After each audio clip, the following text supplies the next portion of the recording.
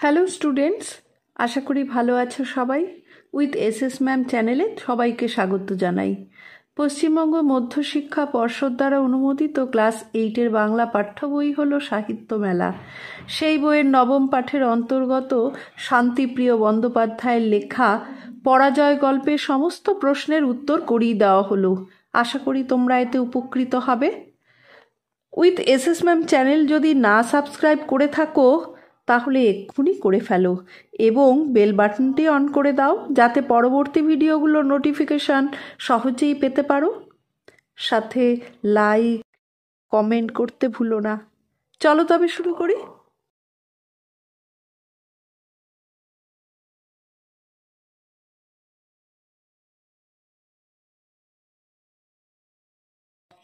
শান্তিপ্রিয় বন্দ্যোপাধ্যায়ের 1945 সালে জন্ম। পড়াশোনা করেছেন টাকি সরকারি বিদ্যালয়, টাকি সরকারি কলেজ ও সিটি কলেজে। এরিয়ান্স ক্লাবের হয়ে খেলেছেন ক্রিকেট। দৈনিক বসুমতী ও যুগান্তর পত্রিকায় ক্রীড়া সম্পাদক ও পরে যুগান্তরের বার্তা সম্পাদক। প্রথম বই দেরারি উপন্যাস। ক্রিকেট খেলার আইন কানুন। ক্লাবের নাম মোহনবাগান, ক্লাবের নাম ইস্টবেঙ্গল। Maradona Maradona. ক্রিকেট খেলা শিখতে হলে ক্রিকেট মাঠের বাইরে। 5 ক্রিকেটের নক্ষত্র, ফুটবলের 5 নক্ষত্র, রিংয়ের রাজা আলী প্রভৃতি। তিনি শুকতারা ও নবকল্লোল পত্রিকায় সম্পাদনা বিভাগে কর্মরত।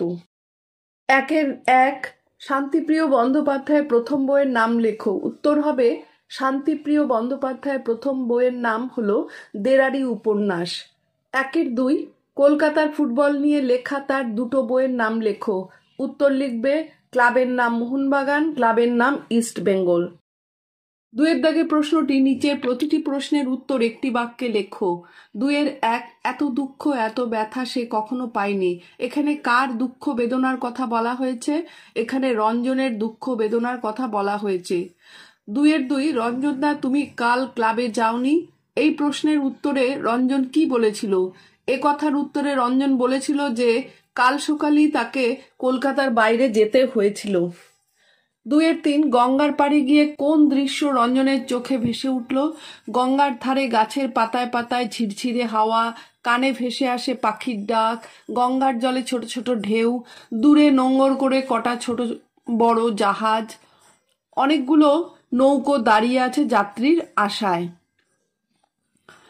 2 সিদ্ধান্তটা নেওয়ার পর রঞ্জনের মন অনেকটা শান্ত হলো। এখানে রঞ্জনের কোন সিদ্ধান্তের কথা বলা হয়েছে? 2 দিন রঞ্জন অপেক্ষা করার পর যদি ক্লাবের কেউ যোগাযোগ না করে তবে সে ক্লাব ছেড়ে দেবে, কিন্তু খেলা ছাড়বে না, দেখিয়ে দেবে ও ফুরিয়ে যায়নি। 2 খোঁজদা একটা বড় খবর আছে। কি সেই খবর? বড় খবরটা হলো রঞ্জন নিজের ক্লাব ছেড়ে স্বপনদার ক্লাবের হয়ে খেলতে চাইছে। কেননা শত প্রলোভনেও রঞ্জন এর আগে দল ছেড়ে অন্য দলের হয়ে খেলতে রাজি হয়নি। 2 রঞ্জনের দলবদল করার খবর ছড়িয়ে পড়ার সঙ্গে সঙ্গে টনক নড়েছিল ক্লাব কর্তাদের। কিভাবে ক্লাব কর্তাদের যে টনক নড়েছে তা বোঝা গেল। তারা রঞ্জনের বাড়ি ছুটোছুটি করতে শুরু করলেন, জনে জনে ফোন করতে আরম্ভ করলেন, সবাই মিলে তাকে হন্যে হয়ে খুঁজতে লাগলো। 2 ব্যাপারটা কি হলো বুঝতে সময় লাগলো সমর্থকদের। এখানে কোন ব্যাপারটার কথা বলা হয়েছে? রঞ্জন ব্যাগ ভলিতে গোল করে পুরনো ক্লাবের বিরুদ্ধে খেলে নতুন ক্লাবকে জিতিয়ে দিলে সমর্থকরা হতবাক হয়ে যায়।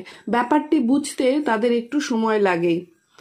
2 দু হাতে মুখ ঢেকে শুয়ে পড়ল একটা বেঞ্চিতে। স্ট্রাইকার রঞ্জন সরকারের এমনভাবে শুয়ে পড়ার কারণ কি? পুরনো ক্লাবের বিরুদ্ধে খেললেও রঞ্জন সরকার নিজের দলকে খুব ভালোবাসত। অবহেলার বদলা নিতে গিয়ে তার মনে হলো যে সে নিজেই হেরে গেছে। একটা চাপা বেদনা কষ্ট তার মনকে আচ্ছন্ন করে ফেলেছিল। 3 প্রশ্নটি নিচের প্রশ্নগুলো কয়েকটি বাক্যে উত্তর দাও। 1 একটু আগেও সবকটা কাগজে বার পুজোর রিপোর্ট পড়েছে। এখানে ও বলতে কার কথা বোঝানো হয়েছে? সে সবকটা কাগজে একই বিষয়ে রিপোর্ট পড়ল কেন? এখানে ও বলতে স্ট্রাইকার রঞ্জন সরকারের কথা বলা হয়েছে।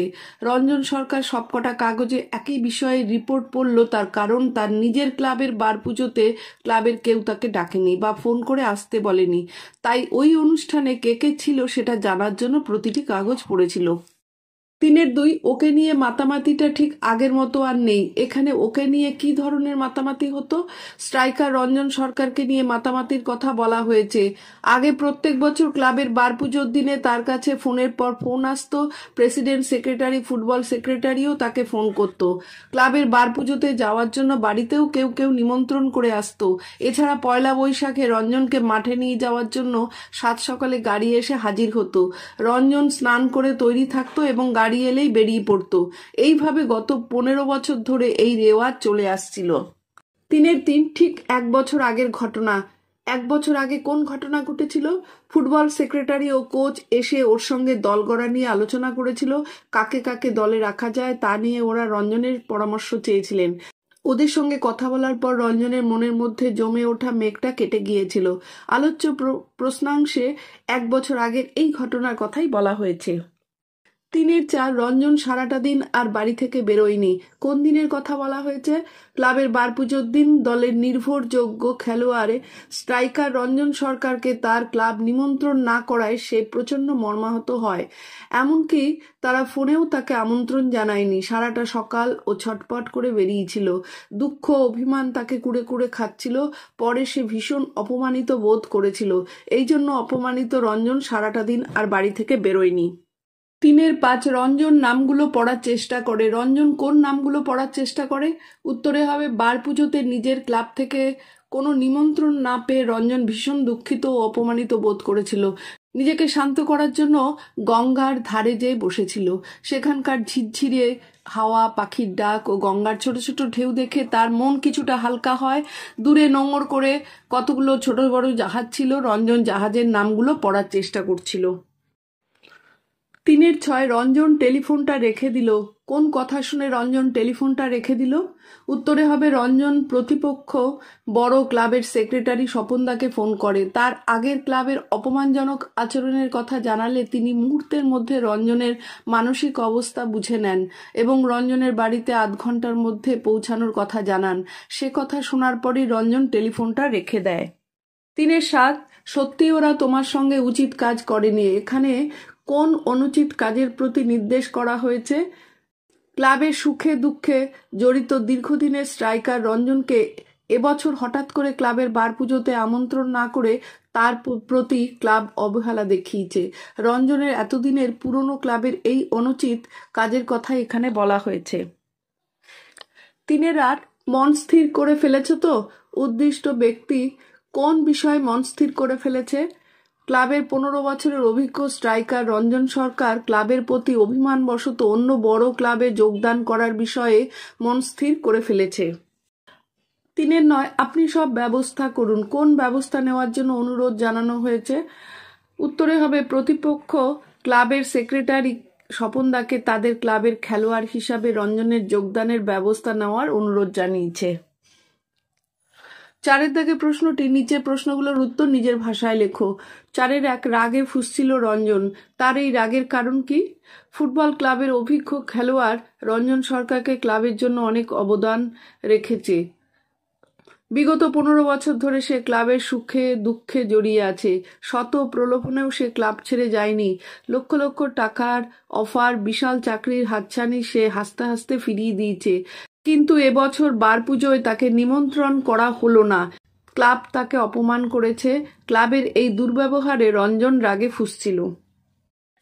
4-2 এত দুঃখ এত ব্যথা সে কোথাও পায়নি। এই দুঃখ যন্ত্রণার দিনে কিভাবে অতীতের সুন্দর দিনগুলোর কথা রঞ্জনের মনে এসেছে। গল্পের মুখ্য চরিত্র রঞ্জন একজন বিখ্যাত ফুটবলার। ক্লাবই ছিল তার ধ্যান জ্ঞান। কিন্তু ক্লাবের বার পুজোর মতো গুরুত্বপূর্ণ দিনে সে নিমন্ত্রণ পায়নি। এমনকি কেউ তাকে ফোনও করেনি। আশাহত রঞ্জন প্রচণ্ড রাগে সমস্ত কাগজে একই বিষয় সম্পর্কে প্রতিবেদনগুলো পড়েছে এবং কারা অনুষ্ঠানে উপস্থিত ছিল তাও দেখেছে। রাগে ক্ষোভে দুঃখে সে ঘরের মধ্যে চরকির মতো ঘুরছিল। বিগত 15 বছর ধরে ক্লাবের প্রতি তার অবদানের কথা স্মরণ করতে করতে প্রসঙ্গক্রমে ক্লাবের প্রেসিডেন্ট সেক্রেটারির তাকে ফোন করা, তার বাড়িতে গাড়ি পাঠানো, এমনকি বাড়িতে এসে তাকে নিমন্ত্রণ করে যাওয়া প্রভৃতি অতীতের সুন্দর দিনগুলোর কথা রঞ্জনের মনে এসেছে। 4-3 রঞ্জনের ক্লাবের সঙ্গে তার 15 বছরের সম্পর্ক কিভাবে ছিন্ন হলো, এই বিচ্ছেদের জন্য কাকে তোমার দায়ী বলে মনে হয়? দীর্ঘ 15 বছর ধরে একজন অভিজ্ঞ খেলোয়াড় হিসেবে ক্লাবে থাকার পর এবছর পয়লা বৈশাখে বারপুজোর অনুষ্ঠানে আমন্ত্রণ না পাওয়ায় দুঃখিত মনে রঞ্জনের কলকাতার অন্য একটি বড় ক্লাবে যোগদানের মাধ্যমে রঞ্জনের ক্লাবের সঙ্গে তার 15 বছরের সম্পর্ক ছিন্ন হলো। যে কোনো বড় ক্লাবেই প্রতি বছর দলবদলের পালা আসে, উঠতি নামি খেলোয়াড়দের নিয়ে কাড়াকাড়ি পড়ে যায়। সেই সুযোগে অনেক উঠতি খেলোয়াড়ও দাম হাঁকিয়ে বসে এবং ক্লাবে সই করে। পরের বছর অন্য ক্লাবে বেশি টাকার অফার পেলে আগের ক্লাব ছেড়ে দেয়, অর্থাৎ ক্লাব নিয়ে তাদের কোনো আবেগ থাকে না। কিন্তু রঞ্জন সরকার সেই ধরনের খেলোয়াড় নয়। একজন সুদক্ষ খেলোয়াড় হিসাবে সে অতীতে বহু বড় ক্লাবের ডাক পেয়েছে, কিন্তু সে তার ক্লাবকে দীর্ঘ 15 বছরে শত প্রলোভনেও ছেড়ে যায়নি। কিন্তু তার এই ভালোবাসার কোনো দামই এবছর ক্লাব কর্তারা দিলেন না। তারা ভাবলেন রঞ্জন সরকার ফুরিয়ে গেছে, ফলে তাদের দিক থেকে উদাসীন ভাব দেখা গিয়েছিল। তাদের বোঝা উচিত ছিল যে খেলোয়াড় দীর্ঘদিন ক্লাবের সুখে দুঃখে জড়িয়ে গেছে, বারপুজোর অনুষ্ঠানে তাকে সমাদরে আমন্ত্রণ করা দরকার, কিন্তু তারা তা করেননি। তাই রঞ্জনের সঙ্গে ক্লাবের বিচ্ছেদের জন্য প্রথমেই আমার ক্লাবের কর্মকর্তাদের দায়ী মনে হয়। এছাড়া কিছুটা হলেও অন্য বড় ক্লাবের সেক্রেটারি স্বপনবাবুও দায়ী বলে আমি মনে করি, কারণ তারা মনে মনে চাইতেন রঞ্জন দল ছেড়ে তাদের ক্লাবে আসুক। তাই রঞ্জনকে সান্ত্বনা দেওয়ার অছিলায় তারা তার অভিমানকে উস্কে দিয়েছিলেন। 4-4 কি করবে ও ঠিক করে ফেলেছে। এখানে কার কথা বলা হয়েছে? সে কি ঠিক করে ফেলেছে? তার সিদ্ধান্ত অনুযায়ী সে পরবর্তী সময়ে চলতে পারল কি? এখানে অভিজ্ঞ স্ট্রাইকার রঞ্জনের কথা বলা হয়েছে। ক্লাবের বারপুজোতে কেউ না ডাকাতে রঞ্জনের ভীষণ কষ্ট ও অভিমান হয়। যে ক্লাব ওর ধ্যান জ্ঞান ছিল, সেই ক্লাবের কর্তা ব্যক্তিদের এই হেন আচরণে রঞ্জন সরকারের ভীষণ রাগ হয়। তার কারণে এই গঙ্গার ধারে গিয়ে বসে ঠিক করে যে সে 2 দিন অপেক্ষা করবার পর যদি কেউ না ডাকে তবে সে ক্লাব ছেড়ে দেবে। খেলা সে ছাড়বে না, দেখিয়ে দেবে যে সে ফুরিয়ে যায়নি। রঞ্জন চেয়েছিল তার প্রতি তার ক্লাবের উপেক্ষার জবাব সে তার খেলার মধ্যে দিয়ে দেবে। অন্য বড় ক্লাবে যোগদান করার পর যুবভারতী ক্রীড়াঙ্গনে 2 বড় দলের প্রথম লড়াইয়ে সে নিজের শ্রেষ্ঠত্ব প্রমাণ করল। অসাধারণ ব্যাটভলিতে বিপক্ষের অর্থাৎ পুরনো ক্লাবের একাই ম্যাচ জিতিয়েছিল রঞ্জন। সুতরাং সে যা সিদ্ধান্ত নিয়েছিল পরবর্তীকালে অত্যন্ত সফলভাবে তাই করেছিল। 4-5 তৃতীয় দিন রাত্রিরে টেলিফোন করলো অন্য বড় ক্লাবের সেক্রেটারিকে। কোন দিন থেকে তৃতীয় দিনের কথা বলা হয়েছে? এই দিন 3 সময় তার কিভাবে কেটেছে? টেলিফোনটি করায় কোন পরিস্থিতি তৈরি হলো? ক্লাবের বারপুজোর পরের দিন থেকে বা রঞ্জনের সিদ্ধান্ত নেওয়ার দিন থেকে তৃতীয় দিনের কথা বলা হয়েছে। ক্লাবের বারপুজোর পরের দিন রঞ্জন চরম অপমানিত বোধ করেছিল, কেননা ক্লাব তাকে কোনো আমন্ত্রণ জানায়নি। প্রচণ্ড অস্থিরতা ও মন খারাপ নিয়ে সে কোথায় যাবে স্থির করতে পারছিল না। অফিস থেকে বেরিয়ে সে গঙ্গার ধারে গিয়ে বসেছিল। গঙ্গার মনোরম প্রাকৃতিক দৃশ্য তার রাগ অভিমানকে কিছুটা প্রশমিত করেছিল। এইভাবে একটি দিন কেটে যাওয়ার পরের দ্বিতীয় দিনেও সে ছটপট করে বেরিয়েছিল। কারো সঙ্গে ভালো করে কথা না বলে 2 দিন পুরো সময় সে অফিসেই কাটিয়েছিল, বাড়িতে গিয়েও টেলিফোনের কাছাকাছি ছিল। এইভাবে প্রচণ্ড মানসিক টানাপোড়েনে তার 2 দিন ব্যাপী প্রতীক্ষার অবসান ঘটেছিল। নিজের সঙ্গে লড়াই করতে করতে ক্লান্ত রঞ্জন তৃতীয় দিন রাত্রে অন্য বড় বিপক্ষ ক্লাবের সেক্রেটারি স্বপনদাকে ফোন করায় তার প্রতি ক্লাবকৃত উপেক্ষা ও অপমানের প্রতিশোধ নেওয়ার এবং সর্বোপরি নিজেকে প্রমাণ করার একটি আদর্শ মঞ্চ সে পায়। অর্থাৎ টেলিফোনটি করার পর প্রিয় ক্লাবের সঙ্গে সুদীর্ঘ 15 বছরের সম্পর্ক ছেদের পরিস্থিতি তৈরি হয়েছিল। 2 প্রধানের লড়াইকে কেন্দ্র করে অনেক বছর পরে কলকাতা আবার মেতে উঠেছে। গল্প অনুসরণে সেই লড়াইয়ের উত্তেজনাপূর্ণ ফুটবল ম্যাচের বিবরণ দাও। সল্টলেকের যুবভারতী ক্রীড়াঙ্গনে 2 বড় দলের প্রথম লড়াইকে কেন্দ্র করে শহরে একটা টানটান উত্তেজনা ও উৎসাহ তৈরি হয়েছে। অনেকদিন পর সত্যিকারের একটি ভালো খেলা দেখার জন্য টিকিটের হাহাকার পড়ে গিয়েছিল। রেডিও, টিভি, সংবাদপত্রের সাংবাদিকরাও ভীষণ ব্যস্ত। রঞ্জন যে ফুরিয়ে যায়নি তা প্রমাণ করার জন্য প্রচণ্ড উত্তেজনায় সে খেলার মাঠে পৌঁছেছে। যুবভারতীর লক্ষাধিক দর্শকের সামনে 2 প্রধানের খেলা শুরু হয়। রঞ্জনকে সামলাতে তার পুরনো দলের খেলোয়াড়দের হিমশিম খেতে হচ্ছে। মাত্র একজনকে সামনে রেখে বাকি 10 জনই ওরা নিচে নামিয়ে এনেছে। রঞ্জন একা লড়াই করলেও ওর সহ খেলোয়াড়দের কাছ থেকে প্রয়োজনীয় সাহায্য পায় না। এইভাবে গোলহীনভাবে শেষ হয় প্রথম পর্বের খেলা। দ্বিতীয়ার্ধে রঞ্জন পুরনো ক্লাবের খেলোয়াড়রা রক্ষণাত্মক মনোভাব ছেড়ে আক্রমণে ঝাঁপিয়ে পড়ে। এতে রঞ্জনের কিছুটা লাভ হয়। পায়ে পায়ে ঘোরা খেলোয়াড়রা খানিকটা সরে যায়। আক্রমণে ও প্রতি আক্রমণে খেলাটি রীতিমতো জমে ওঠে। রঞ্জন যেভাবে জ্বলে উঠতে চাইছে তা সে পারছে না, অথচ এই সুযোগ নষ্ট করলে চলবে না। সে নিজেদের হাফ লাইনের নিচে নেমে এলে ওদের গোলরক্ষক একটি বল পেয়ে ওর দিকে ছুড়ে দেয়। বলটি এগিয়ে নিয়ে যেতে যেতে সমরকে বলটা দিয়ে অপেক্ষাকৃত ফাঁকা জায়গায় দাঁড়ালে সমর ওকে বলটি কোনাকুনি বাড়িয়ে দেয়। রঞ্জন বলটি ধরে দুজনকে কাটিয়ে পেনাল্টি সীমানার কাছাকাছি এসেই সমরের মাথা লক্ষ্য করে লক করে। সমর হেড দিয়ে বলটি গোলের দিকে ভাসিয়ে দিতে রঞ্জন চকিতে ঘুরে ব্যাক ভলি করে এবং বল বিপক্ষের জালে আটকে যায়। সমর্থকেরা উল্লাসে ফেটে পড়ে এবং দলের খেলোয়াড়রা রঞ্জনকে নিয়ে মেতে ওঠে। এইভাবে রঞ্জনের গোলে তার প্রতিপক্ষ পুরনো দলের পরাজয় ঘটে। 4-7 বলটা বুলেটের মতো ছুটে গিয়ে ঢুকে গেল গোলে। এরপর সমর্থক আর সহ খেলোয়াড়দের উল্লাসের বিপ্রতীপে রঞ্জনের বিষণ্ণতার কোন রূপ গল্পে ফুটে উঠেছে। স্ট্রাইকার রঞ্জন সরকার তার আগের ক্লাবের সব অপমান অবহেলার মধুর প্রতিশোধ নিয়েছে খেলার মাঠে তাদেরকে পরাজিত করে। সে গোল করার সঙ্গে সঙ্গে সমর্থক আর সহ খেলোয়াড়রা উল্লাসে মেতে উঠল। যুব ভারতীর গ্যালারি বাজি আর পটকার শব্দে মুখরিত হলেও রঞ্জন যেন মন থেকে খুশি হতে পারেননি। একটা চাপা বেদনা ওকে ধীরে ধীরে আচ্ছন্ন করে ফেলল। সাজঘরে তাকে নিয়ে হইচই, উল্লাস, বিভিন্ন ব্যক্তির অভিনন্দন, কিছুই ওর ভালো লাগছিল না। আসলে যে ক্লাবের হাসি, কান্না, সুখ, দুঃখের সঙ্গে সে নিজেকে জড়িয়ে নিয়েছিল, আজ সে নিজেই তার পরাজয়ের কারণ হয়েছে। এই যন্ত্রণাটাকে উপলব্ধি করে রঞ্জন ম্যাচের পর মাথা নিচু করে সাজঘরে ঢুকে একটি চেয়ারে বসে পড়ল। সাংবাদিকরা রঞ্জনের সঙ্গে কথা বলতে চাইলেও রঞ্জন কথা বলতে চায়নি, কারণ সে তাদের প্রকৃত সত্য কথা বলতে পারবে না। তাই সেক্রেটারি স্বপনদাকে বলে পাশের ঘরের একটি বেঞ্চিতে দুহাতে মুখ ঢেকে শুয়ে পড়ল। রঞ্জন অবাক হয়ে অনুভব করল ওর দু চোখ দিয়ে জল ঝরছে। যে ক্লাব তাকে সম্মান, খ্যাতি, অর্থ সব দিয়েছে, সেই ক্লাবের সঙ্গে তার বিচ্ছেদে সে আন্তরিকভাবে দুঃখিত। রাগে, দুঃখে, অভিমানে সে ক্লাবের সঙ্গে সম্পর্ক ত্যাগ করে এলেও সব অপমান, সব অবহেলার বদলা নেওয়ার মুহূর্তে রঞ্জন নিজেই নিজের কাছে হেরে গেল। আসলে সে তার ক্লাবের প্রতি অত্যন্ত সহানুভূতিশীল ও নিবেদিত প্রাণ। তাই পয়লা বৈশাখের বার পুজোয় তাকে না ডাকার অপমান ও কষ্টটা আজ কান্না হয়ে বেরিয়ে পড়ল। এ যেন চেনা মানুষের মধ্যে দেখা অন্য এক রঞ্জন। 4-8 গল্পের ঘটনা বিশ্লেষণ করে পরাজয় গল্পের নামকরণের সার্থকতা প্রতিপন্ন করো। রঞ্জন সরকার একজন ফুটবল খেলোয়াড়। সে জীবন দিয়ে ভালোবেসেছিল ফুটবল খেলাকে এবং নিজের ক্লাবকে, কিন্তু সেই ক্লাবের লোকেরাই তাদের বার পুজোয় তাকে আমন্ত্রণ না করলে এবং প্রতিবারের মতো গাড়ি না পাঠালে সে অপমানিত বোধ করে।